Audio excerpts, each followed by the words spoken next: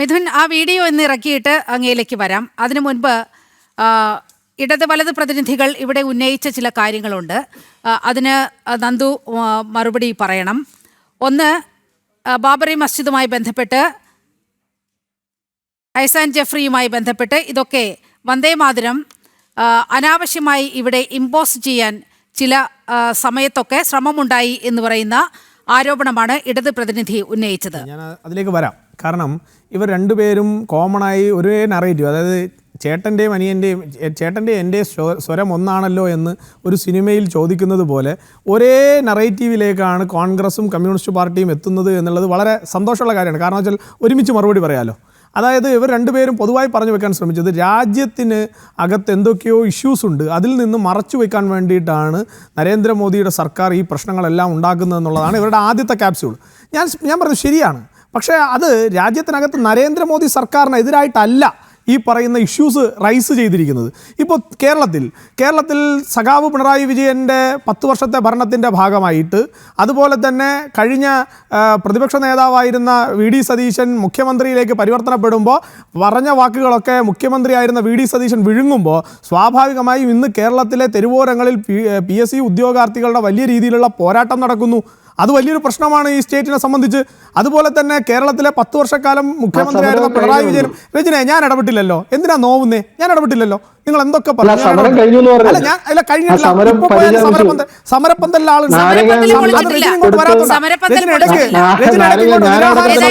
നിരാഹാര സമരം മാത്രമേ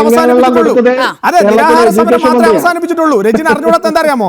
നിങ്ങളുടെ പാർട്ടിയിലെ ഒരാളും അവരെ കാണാൻ ഇതുവരെ വന്നില്ല. അതുകൊണ്ട് അറിയാൻ പറ്റാത്ത ഭരണം കിട്ടിയപ്പോ നിങ്ങൾ തെരുവിൽ കിടന്ന ഈ PSC നിങ്ങളുടെ ഇടപെടലിന്റെ വിഷയം എനിക്ക് മനസ്സിലായി. രജൻ കുറച്ചു നേരം മിണ്ടാതിരുന്നാൽ ഞാൻ പറഞ്ഞു തീർന്നിട്ട് താങ്കളുടെ അവസരത്തിൽ എല്ലാ കാര്യങ്ങളും താങ്കൾക്ക് പറയാം. അപ്പോൾ എനിക്ക് മറുപടി പറയാനുണ്ട്. അപ്പോൾ ഞാൻ പറയാം. അപ്പോൾ അതുപോലെ തന്നെ കേരളത്തിലെ മത്സ്യത്തൊഴിലാളി മേഖലയിലെ മുതലപ്പുഴി, വിഴിഞ്ഞം, അതുപോലെ തന്നെ നീണ്ടകരയിലെ ഒട്ടേറെ അമ്മമാരുടെ മക്കളെയും അതുപോലെ തന്നെ ഭർത്താക്കന്മാരെയും കാണാതെ അവർ കരഞ്ഞു കലങ്ങിയ കണ്ണുകളുമായി ഈ നാട്ടിലെ ഫിഷറീസ് മന്ത്രിയെ കാത്തിരുന്നത് 11-ലേറെ ദിവസങ്ങളാണ്. സ്വാഭാവികമായി കേരളത്തിൻ്റെ തീരദേശ മേഖലയിൽ അതിനെതിരായിട്ടുള്ള പ്രതിഷേധം ശക്തമാവുന്നുണ്ട്. അത് കാണാതെ പോകാൻ നമുക്ക് സാധിക്കില്ല. അതുപോലെ തന്നെ ജാർഖണ്ഡിൽ വലിയ രീതിയിലുള്ള വിദ്യാർത്ഥി പ്രക്ഷോഭം നടക്കുന്നു. ഈ രാജ്യത്തിൻ്റെ LOP ആയിട്ടുള്ള പ്രതിപക്ഷ നേതാവായിട്ടുള്ള രാഹുൽ ഗാന്ധി ഡൽഹിയിലെ CJP സമരത്തിലേക്ക് ഇറങ്ങി ഓടാൻ കാണിച്ച വ്യഗ്രതയൊന്നും ഈ പറയുന്ന ജാർഖണ്ഡിലെ വിദ്യാർത്ഥി സമരത്തിൽ നമ്മൾ കാണുന്നില്ല. കേരളത്തിലെ CPMൻ്റെ നേതാക്കന്മാർ, MA ബേബി അടക്കമുള്ള ആളുകൾ വണ്ടി വിളിച്ചു പോയി CJPയുടെ സമരത്തിന് ചെന്ന് നിന്ന് ഐക്യദാർഢ്യപ്പെട്ടവരാരെയും നമ്മൾ ഈ പറയുന്ന ജാർഖണ്ഡിലെ സമരവേദികളിൽ കാണുന്നില്ല. മൂന്നാമത്തെ കാര്യം, ഇന്ത്യയിലെ തെലങ്കാന എന്ന് പറയുന്ന സംസ്ഥാനത്ത്, കോൺഗ്രസ് ഭരിക്കുന്ന സംസ്ഥാനത്ത് ഈ പറയുന്ന ഉദ്യോഗാർത്ഥികളും അവിടുത്തെ വിദ്യാർത്ഥികളും വലിയ രീതിയിലുള്ള പ്രക്ഷോഭത്തിലാണ്. അവർക്ക് നേരെ പോലീസ് നടത്തിയിട്ടുള്ള നരനായാട്ടിനെതിരെ വലിയ രീതിയിലുള്ള പ്രക്ഷോഭം ഈ പറയുന്ന തെലങ്കാനയിൽ അടക്കം നടക്കുന്നുണ്ട്, കർണാടകയിൽ നടക്കുന്നുണ്ട്.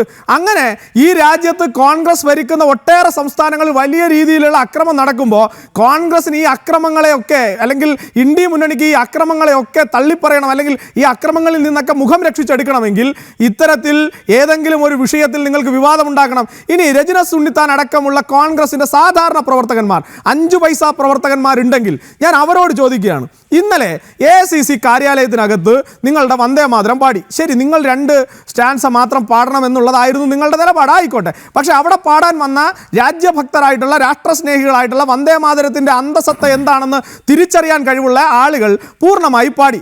അങ്ങനെ പാടുമ്പോൾ ഇന്ത്യ മഹാരാജ്യത്ത് ഒരു നിയമമുണ്ടെന്ന് താങ്കൾ തന്നെ പറഞ്ഞു.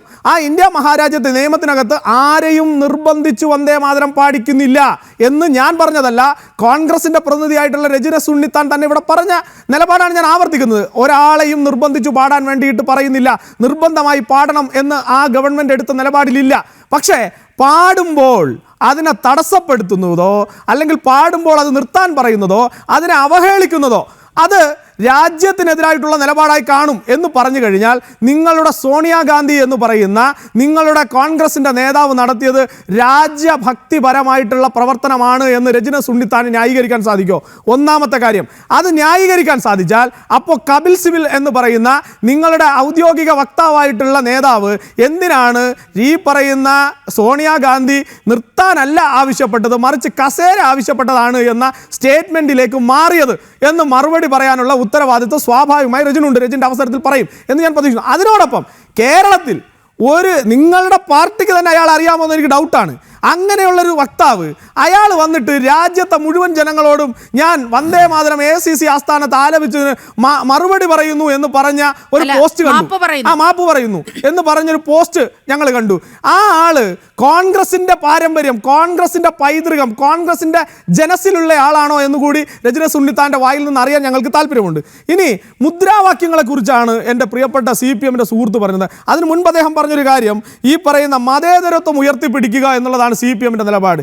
അങ്ങനെയാണെങ്കിൽ എനിക്കൊരു സംശയമുണ്ട്. കോഴിക്കോട് ജില്ലയിലെ ഒഞ്ചിയത്തെ TP ചന്ദ്രശേഖരൻ എന്ന് പറയുന്ന വ്യക്തിയെ വെട്ടിക്കൊല്ലാൻ വേണ്ടിയിട്ട് ഗുണ്ടാ സംഘങ്ങളെ അയച്ച കാറിനകത്ത് മാഷാ അല്ലാ സ്റ്റിക്കർ ഒട്ടിച്ചത് ഈ മതേതരത്വം വച്ചുപുലർത്താൻ വേണ്ടിയിട്ടുള്ള CPM-ന്റെ നിലപാടിൻ്റെ ഭാഗമായിട്ടാണോ എന്ന് താങ്കളുടെ അവസരത്തിൽ എനിക്കൊന്ന് പറഞ്ഞു തന്നാൽ നന്നായിരിക്കും. ഈ രാജ്യത്തെ ജനങ്ങൾക്ക് അറിയാൻ വേണ്ടിയിട്ടാണ്.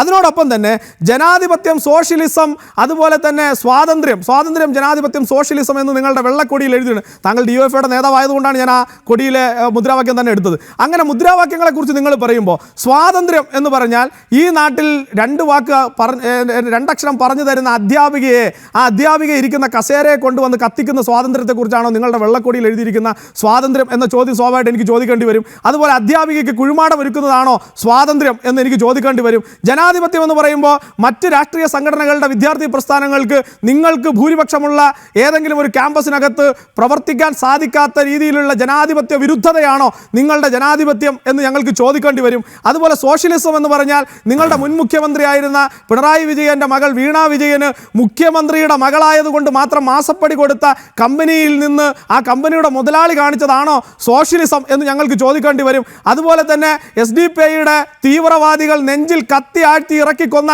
അഭിമന്യു എന്ന ചെറുപ്പക്കാരൻ നിങ്ങളുടെ ഈ സ്വാതന്ത്ര്യം, ജനാധിപത്യം, സോഷ്യലിസം എന്ന ഈ കൊടി പിടിച്ചുകൊണ്ട് നടന്നതിൻ്റെ പേരിൽ നെഞ്ചിൽ കത്തി ഇറക്കപ്പെട്ട് മരണപ്പെട്ട അഭിമന്യുവിൻ്റെ ചിതയിൽ കത്തി തീരും മുൻപ് അഭിമന്യുവിൻ്റെ ചോരയിൽ ചവിട്ടി നിന്നുകൊണ്ട് കേരളത്തിലെ നിയമമടക്കമുള്ള കോൺസ്റ്റിറ്റ്യുവൻസികളിൽ നിങ്ങളുടെ നേതാക്കന്മാർ SDPIയുടെ തിണ്ണ നിരങ്ങാൻ പോയത് ഈ സോഷ്യലിസത്തിൻ്റെ ഭാഗമാണോ എന്നൊക്കെ CPM-ന്റെ നേതാവ് സ്വാഭാവികമായി ഞങ്ങൾക്ക് പറഞ്ഞു തരേണ്ടി വരും. ഞങ്ങൾ കൃത്യമായി ഞങ്ങളുടെ നിലപാട് കൃത്യമാണ്. പിന്നെ അദ്ദേഹം ഗാന്ധിജിയുടെ രാമരാജ്യത്തെക്കുറിച്ചാണ് ഞാൻ ചോദിച്ചത്. താങ്കൾ പറഞ്ഞല്ലോ ഗാന്ധിജിയുടെ രാമരാജ്യം എന്ന് പറഞ്ഞാൽ താങ്കൾ ഒരു ഡെഫിനിഷൻ കൊണ്ടുവന്നു. ഞാൻ ആ ഡെഫിനിഷൻ എതിർക്കാനൊന്നും പോകുന്നില്ല. അപ്പോൾ ഞാൻ ചോദിച്ചത്, അങ്ങനെയാണെങ്കിൽ വന്ദേ മാതരത്തിൻ്റെ ബാക്കിയുള്ള ഭാഗത്ത് പറയുന്ന തുമി ദുർഗ എന്ന് പറഞ്ഞാൽ ആരാ?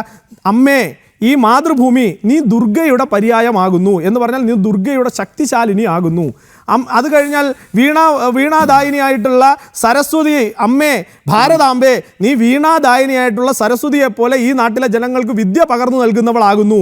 അമ്മേ, നീ ലക്ഷ്മി ദേവിയുടെ കൃപാകടാക്ഷം ഈ നാട്ടിലെ ജനങ്ങൾക്ക് വേണ്ടി ചൊരിയുന്നു എന്ന് വന്ദേ മാതരത്തിൽ കവി ഉദ്ദേശിച്ച വാക്കുകളെ ചൂണ്ടിക്കാട്ടി നിങ്ങൾ മതേതരത്വത്തിൻ്റെ സ്റ്റാമ്പ് അടിച്ച്, മതഭ്രാന്തിൻ്റെ സ്റ്റാമ്പ് അടിച്ച് വന്ദേ മാതരത്തെ നിരോധിക്കാൻ തീരുമാനിച്ചാൽ സ്വാഭാവികമായും രാജ്യസ്നേഹികൾ നിങ്ങളോട് ചോദിക്കുന്നില്ലേ, എന്താണ് രാമരാജ്യം എന്ന് പറഞ്ഞതിൻ്റെ കൺസെപ്റ്റ് കൂടി നിങ്ങൾ ഇത്തരത്തിൽ ഈ പറയുന്ന മതഭ്രാന്തനാണ് ഈ പറയുന്ന രാഷ്ട്രപിതാവായിട്ടുള്ള മഹാത്മാഗാന്ധി എന്ന് നാളെ നിങ്ങൾ പറഞ്ഞാൽ അതും ഞങ്ങളൊക്കെ കേൾക്കേണ്ടി വരും എന്നുള്ള ഒരു ഡൗട്ട് ഞാൻ നിങ്ങളുടെ മുൻപാകെ വെച്ചതാണ്. അപ്പോൾ നിങ്ങൾക്ക് എന്തുകൊണ്ടാണ് പൊള്ളുന്നതെന്ന് വെച്ചാൽ, നിങ്ങൾ ഈ കാലഘട്ടത്തിൽ പറഞ്ഞുകൊണ്ടിരിക്കുന്ന നറേറ്റീവുകൾ, നിങ്ങൾ ഈ കാലഘട്ടത്തിൽ കൊണ്ടുവരുന്ന നിങ്ങളുടെ മതേതരത്വ കാഴ്ചപ്പാടെന്ന് നിങ്ങൾ പറയുന്നത് അട്ടർ കള്ളത്തരമാണ്.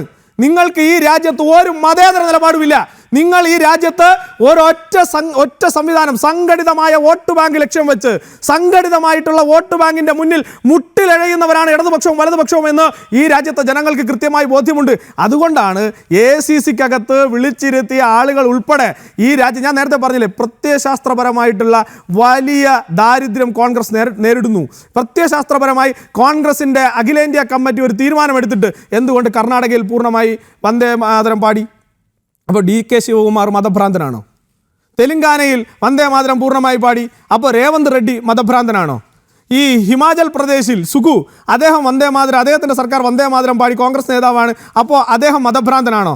അതുപോലെ തന്നെ ജാർഖണ്ഡിൽ JMM-ന്റെ, നിങ്ങളുടെ അലയൻസ് ആയിട്ടുള്ള JMM-ന്റെ നേതാവ് ഭരിക്കുന്ന ജാർഖണ്ഡിൽ, ഇന്ത്യ അലയൻസിൻ്റെ നേതാവ് ഭരിക്കുന്ന ജാർഖണ്ഡിൽ ഈ പറയുന്ന വന്ദേ മാതരം പാടി, അപ്പോൾ അദ്ദേഹം മതഭ്രാന്തനാണോ?